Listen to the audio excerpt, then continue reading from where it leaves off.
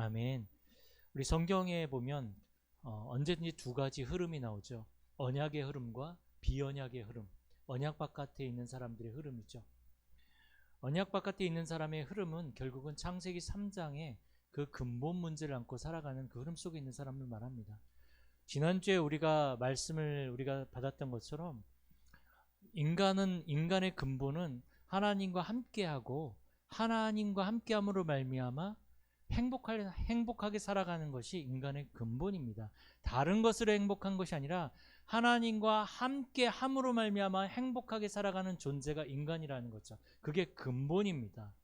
그래서 인간은 하나님과 함께해야 되고, 함께하면서 그 하나님이 주신 힘과 그 하나님이 주신 능력과 그 하나님이 주시는 그 지혜를 가지고 하나님이 창조하신 이 세상을 정복하고 누리고 다스리며 살아가는 그런 존재란 말이죠.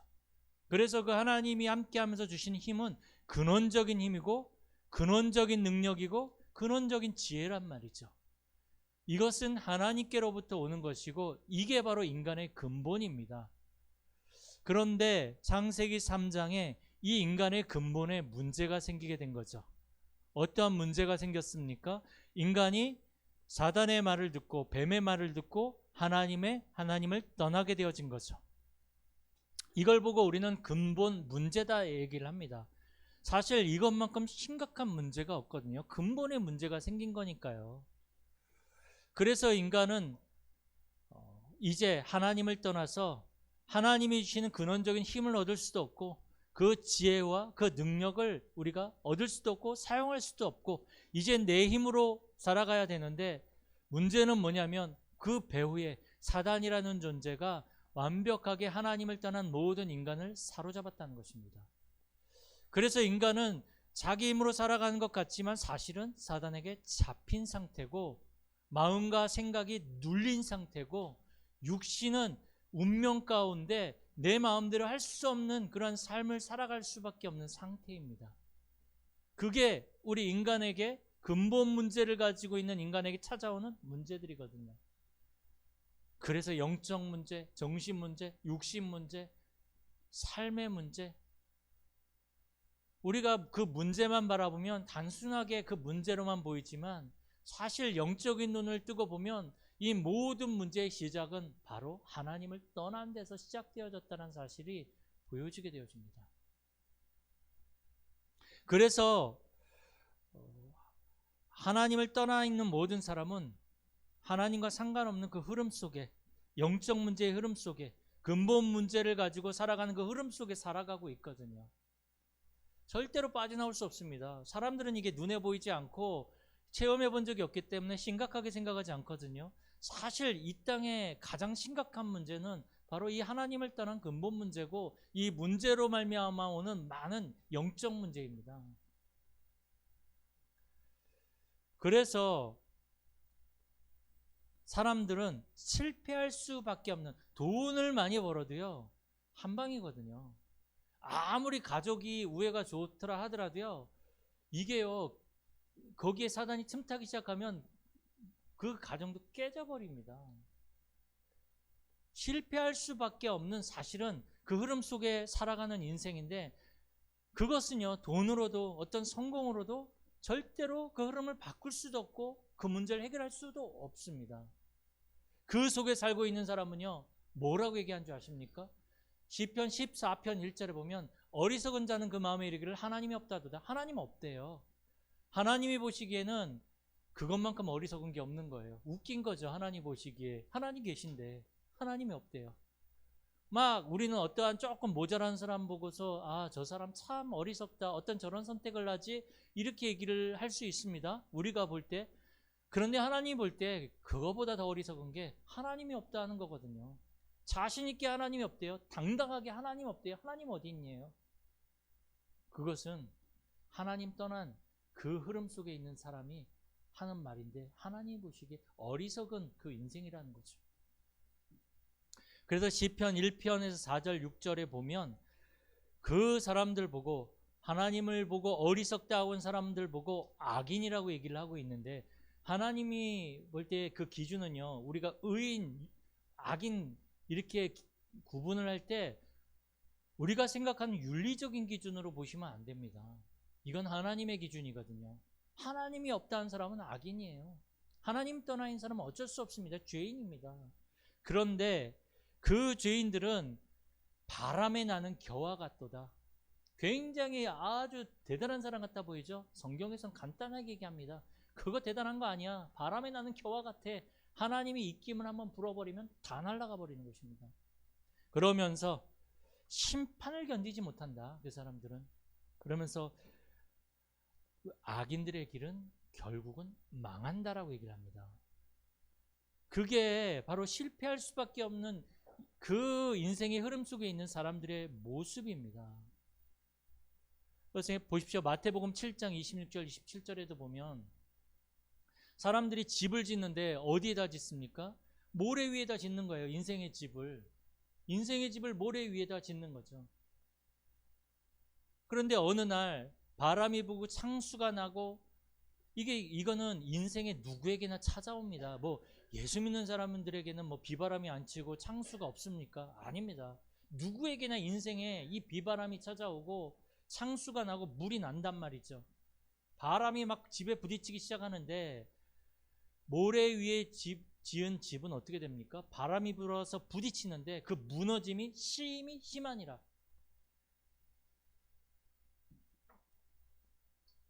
실패할 수밖에 없는. 그러니까 잘 사는 것 같지만 어느 날이란 시간표 속에서 우리의 인생의 기초를 그리스도에게 딱 뿌리내리지 않는 사람은, 그리스도의 반석 위에 인생의 집을 짓지 않는 사람은 어느 날인 시간표 속에 사단마귀가 공격할 때 무너지는데 그 무너짐이 심히 심하단 말이죠. 그걸 말하고 있습니다. 그래서 모래 위에 짓는 사람은 그리스도하고 상관없는 사람을 말하는 겁니다. 어느 날이란 시간표 속에서 반드시 무너질 수밖에 없는 거죠. 그래서 누가복음 12장 20절에 보면 뭐라고 얘기를 합니까? 하나님이 어리석은 자요. 어리석은 자요. 네가 지금 성공하고 잘 사냐? 어리석은 자요. 네가 이제 성공해서 이제 네가 가지고 갖고 온 이 모든 것을 가지고 내가 이제 평안히 살고 이제 내 마음대로 내 뜻대로 지금 나는 살아가야 되겠다. 하나님은 간단하게 얘기하십니다. 어리석은 자요. 영적인 것 전혀 모르고 육신의 것을 위해서 잘 살아왔는데 오늘 밤 하나님의 내용을 취하시면 네가 모아놓은 그 모든 것이라고 생각했던 그것들이 누굴 것이 되겠냔 말이죠. 영적인 것 전혀 모르니까 육신의 것을 위해서 살아왔는데 어느 날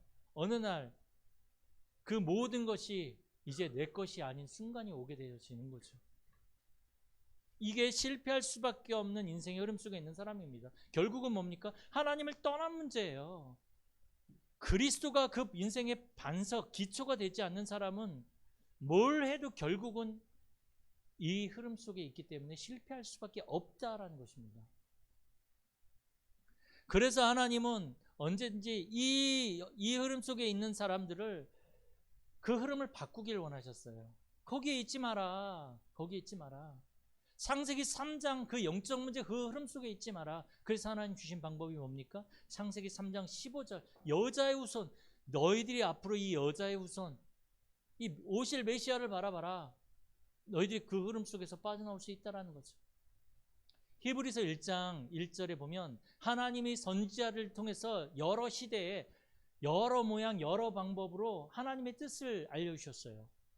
그리스도를 계속 말씀하셨거든요. 여러 사건을 통해서도 그리스도를 나타내시고 선지자들에게 여러 선지자들에게 말씀을 통해서도 이 오실 메시아를 말씀하시고 또 하나님은 시대 때마다 사람을 택하셔가지고 이 언약의 흐름을 복음을 이어나가게 하셨고 또 때로는 제도를 통해서 뭐 성전 제도 뭐 이런 제도를 통해서 그리스도를 보여주셨고 또 이 누굽니까? 요셉과 이 다니엘 같은 사람에게는 꿈으로 하나님은 그 뜻을 나타내 주셨고 아브라함과 모세는 직접 만나가지고 말씀도 주셨고 에스겔을 같은 선지자 보십시오. 그발 강가에서 환상을 보여주시잖아요. 또 하나님은 율법이라는 방법을 가지고 이 그리스도를 이제 알게 하셨거든요. 인간의 힘으로는 율법 못 지킨다는 거죠. 그래서 그리스도가 필요하다는 거죠. 역사의 그 기록으로 계속 다양하게 하나님은 이 언약을 전달하셨습니다. 그런데 이 모든 하나님의 말씀은 어디에서 종결이 되어집니까? 예수 그리스도에게서 종결이 되어집니다. 여러 부분으로, 여러 모양으로, 여러 시대의 여러 사람을 통해, 여러 가지 방법을 통해서 하나님이 말씀을 주셨는데 그 모든 것들이 예수 그리스도를 향해서 지금 모인단 말이죠. 여러분들 그 작은 시내가 모여가지고 큰 줄기를 나타내잖아요. 큰 강을 만들어내잖아요.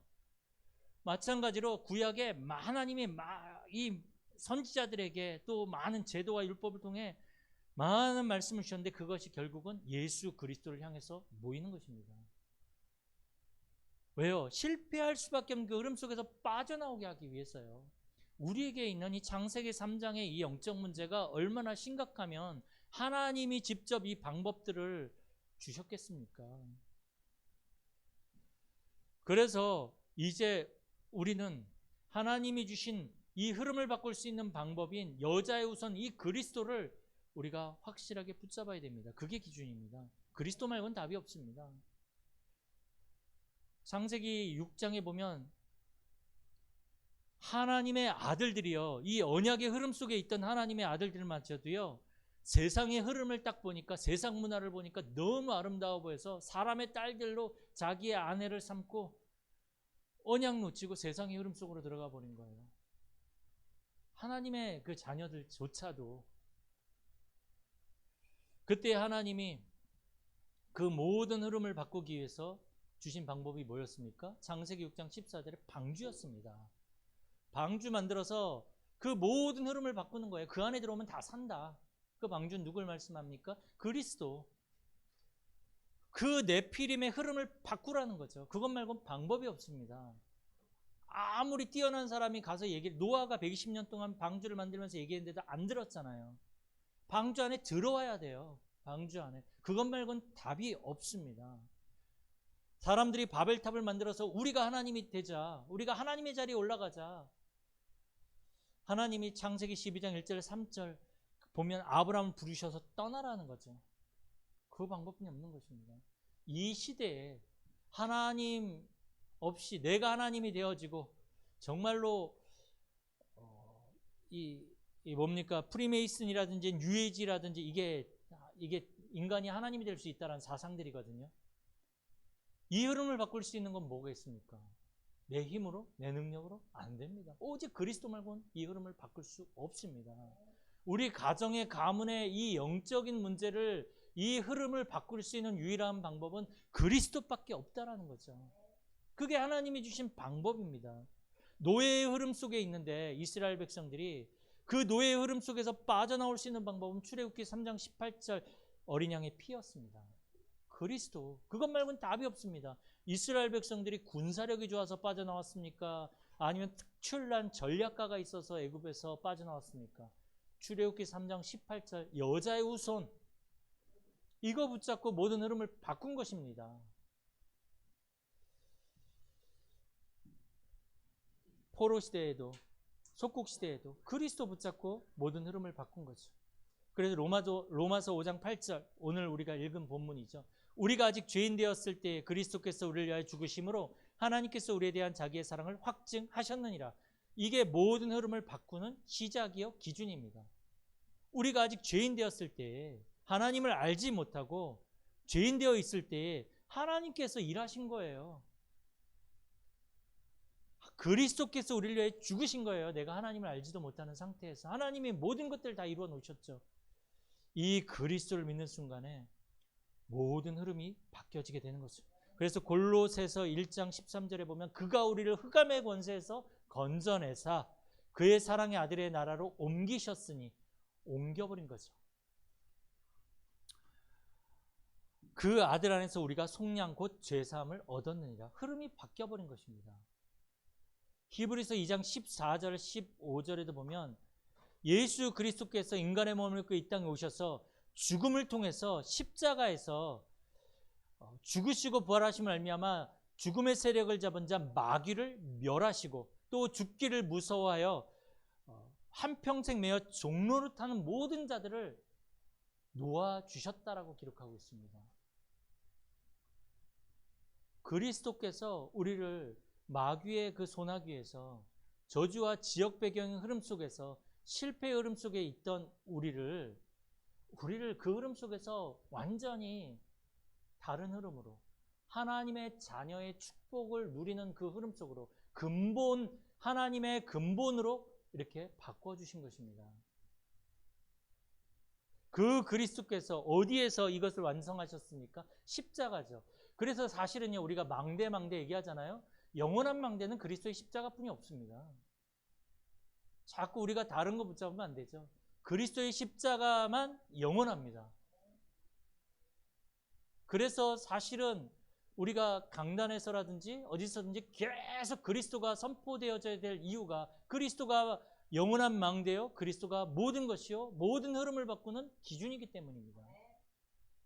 근본을 회복하는 기준입니다. 근본을 회복하는 기준. 딴 데서 찾으시면 안 됩니다. 자꾸 선행해서 찾고 노력해서 찾고 열심해서 찾고 그걸로 어떻게 근본을 바꿉니까? 하나님이 근본을 바꿀 수 있는 유일한 방법으로 그리스도를 보내주셨는데 하나님이 다른 방법을 여셨다면 우리가 찾아야 되지만 하나님은 그리스도 말고는 다른 길을 주신 적이 없습니다.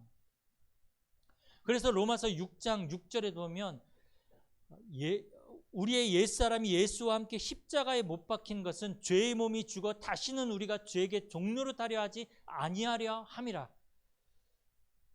우리의 옛사람, 근본 문제에 빠져 사단의 종노릇하고 사단에 매여있던 이 육신의 옛사람은 그리스도께서 십자가에서 죽으실 때 그때 나도 죽었단 말이에요. 그죠? 죽었어요. 그래서 죄의 몸은 다시는 이제 그때 죽었기 때문에 또 예수님이 다시 부활하실 때 새로운 생명으로 우리가 다시 살아났기 때문에 그 죄의 종노릇하던 나는 이미 죽었어요. 나는 그리스도 안에서 새 생명을 얻은 자예요.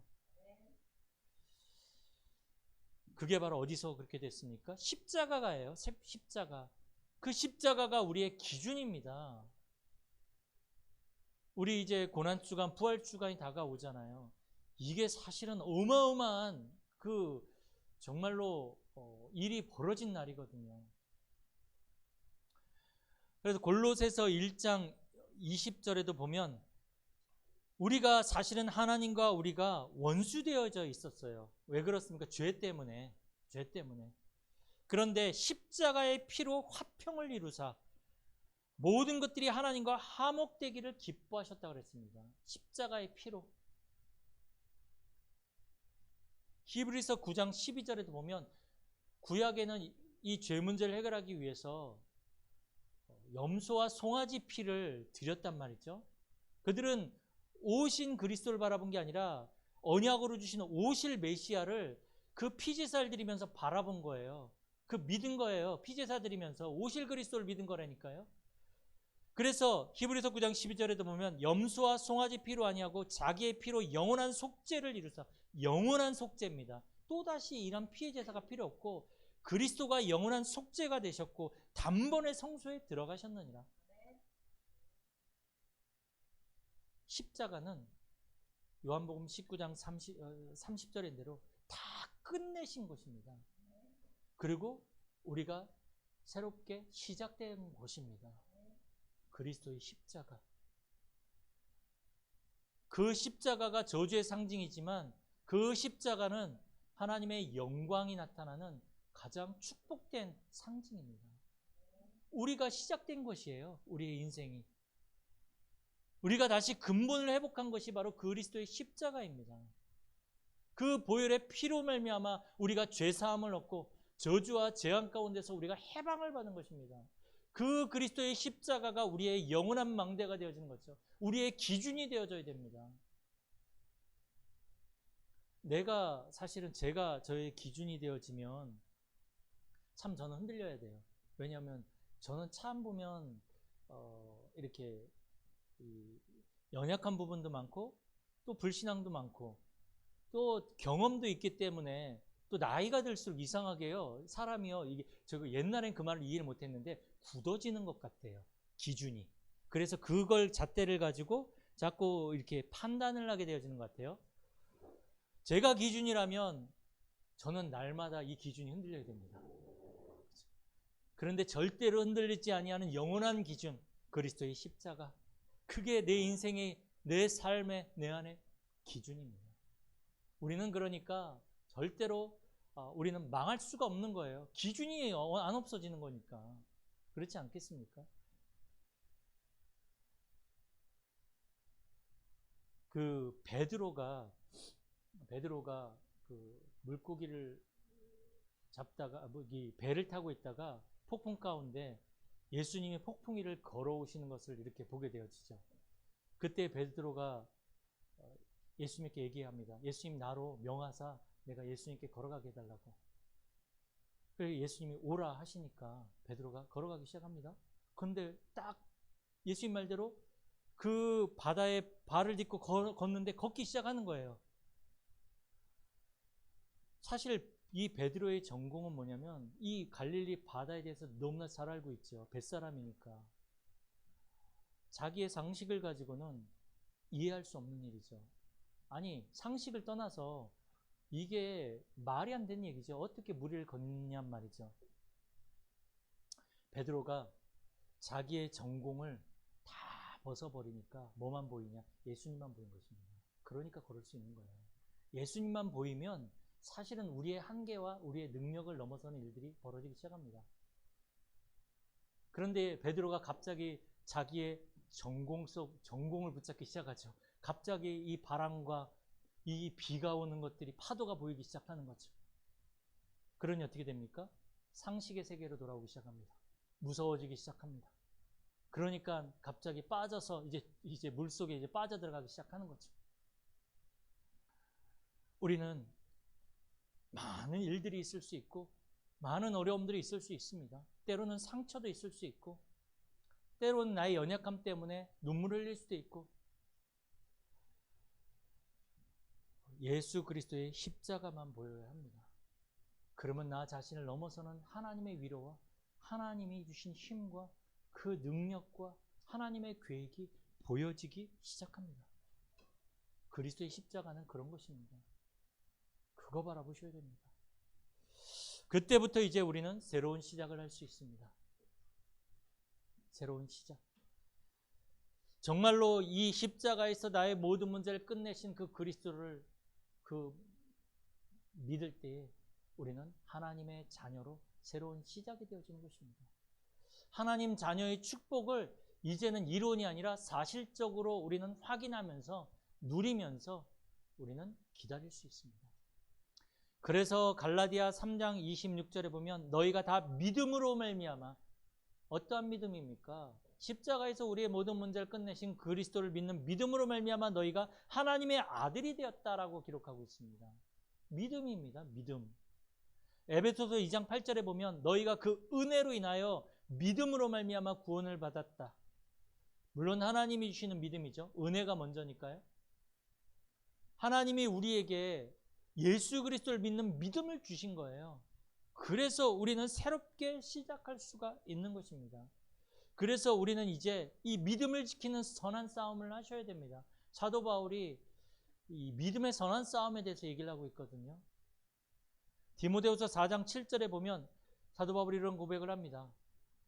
나는 선한 싸움을 싸우고 나의 달려갈 길을 마치고 믿음을 지켰으니. 이 말은 무슨 말입니까? 우리의 믿음을 빼앗아가는 것들이 너무나 많아요.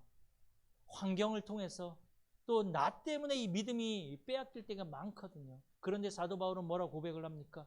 나는 선한 싸움을 싸우고 나의 달려갈 길을 마치고. 우리의 인생이잖아요. 우리의 인생, 우리의 삶이잖아요. 거기에서 뭘 지켰다고요? 믿음을 지켰으니. 우리에게 정말로 예수가 그리스도라는 사실을 믿는 그 믿음만 남아 있다면 그 믿음이 역사하기 시작합니다. 히브리서 11장 사람들 보십시오. 이 믿음을 가지고 그들은 죽음도 두려워하지 않았고 핍박도 두려워하지 않았습니다. 이 믿음이 있으니까요. 예수 그리스도의 십자가를 향한 그 믿음이 있으니까 그 어떤 것도 이들에게는 위협이 되어지지 않았던 것입니다. 그들은 이 믿음을 가지고 승리했다라고 히브리서 11장에 분명하게 기록하고 있습니다. 우리에게 정말 이 믿음이 있다면 우리도 히브리서 11장의 그 믿음의 장에 들어갈 수 있습니다. 우리는 어떠한 어려움 속에서도 어떠한 문제 속에서도 믿음 지키셔야 됩니다. 예수가 그리스도다. 모든 문제 끝났다. 끝났지 않습니까? 십자가에서 다 끝내셨는데. 그래서 하박국서 2장 4절인 대로 오직 의인은 믿음으로 말미암아 살리라. 우리는 믿음으로 사는 거예요. 이게 새로운 시작입니다. 새로운 흐름 속에 있는 사람들입니다. 그래서 이제 그리스도의 망대,